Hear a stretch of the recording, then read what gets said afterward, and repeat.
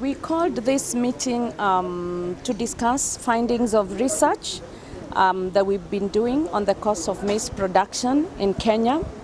And we were looking at this across various production systems, across various counties, and across fertilizer regime setups, if I would call it. And we wanted to look at that in terms of the implications of that cost of production on food security, on policy interventions that have been put by government, and also on pricing. We find that the cost of production is still, for maize, is still relatively high. Even with large-scale production system, even small-scale, it's relatively high. But of course, it varies across regions. While some regions are able to make a profit out of it, others are making losses out of maize production, which brings in the question of viability of maize production for all regions that are currently producing maize. Something else we find interesting is that the cost of production doesn't really vary much between large-scale production system and small-scale production system, which is a bit unexpected because large-scale production systems are expected to benefit from economies of scale. And here we do have a question as to why. Is it inefficiency, or what causes? Is it the use of machinery that is rather more expensive? But that's a question that we will be following up in the days to come. We find that indeed the input subsidy program that has been rolled out by the government has effect on reducing, of course, the cost of fertilizer, and in retrospect, reducing the cost of production for maize. And so those farmers who are able to access a fertilizer subsidy are reducing their cost of production, increasing their profits. We, however, find that there are not as many who are accessing that subsidy. And with the good intention of the government to lower fertilizer prices, increase adoption of fertilizer, ensure higher yields, we hope that that would be able to achieve increased production and lower maize prices. So while it has achieved in terms of reducing the cost of production, we have not found evidence that it has resulted in reduced or lower maize prices.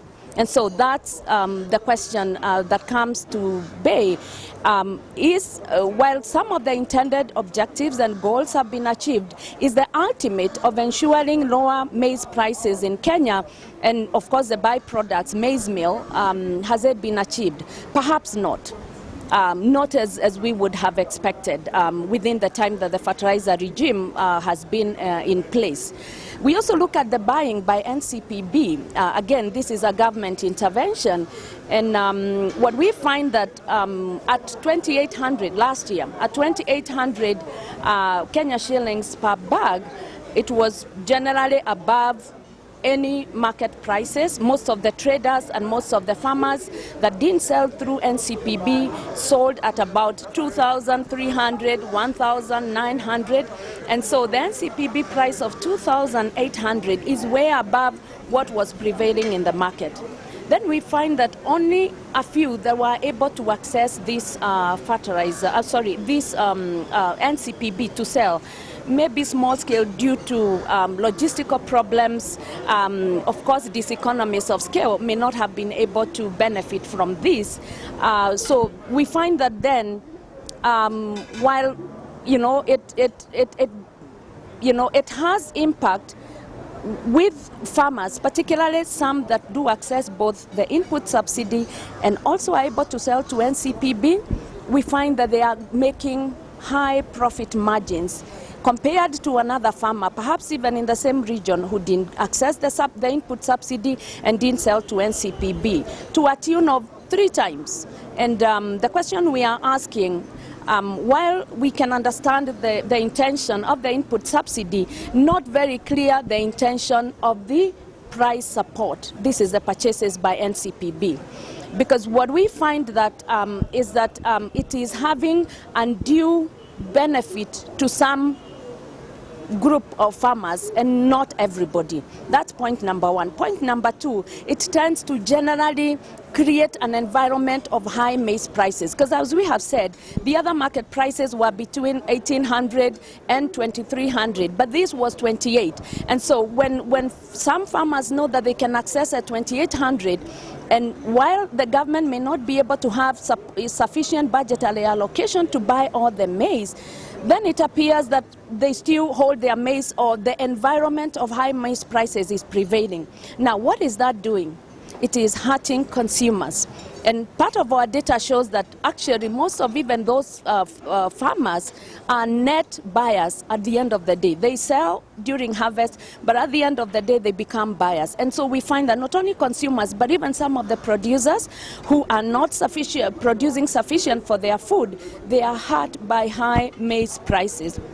And so what we are saying, I think that needs to be reconsidered, that needs to be thought about, the design needs to be thought about, so that if the government could buy for strategic grain reserves and other emergency response and buy at the market prices. That way we maintain lower maize prices to be able to translate that into consumption.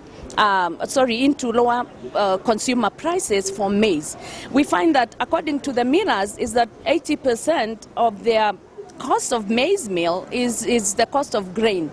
So taking that, and we perhaps need to interrogate that further, it means that a reduction in the cost of grain can go a long way towards reducing maize flour prices for the people in Kibera, for everybody, low and high. And I think that's the intention of any government.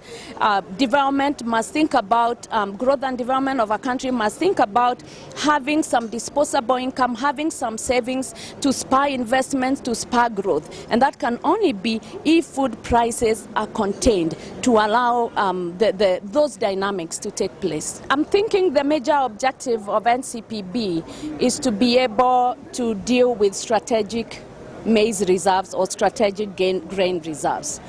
These are for emergency response, in times of need. I'm not sure that NCPB was created to be a market player. And I think what we are saying, government and NCPB should be out of the market. Let the private sector, let the market forces deal with the issues of supply and demand. If they have to intervene, which the government has an obligation to its citizenry, in the design issues of any support program must be thought well so that it doesn't distort the entire market. And this is goes across for the input subsidy and also for the output subsidy.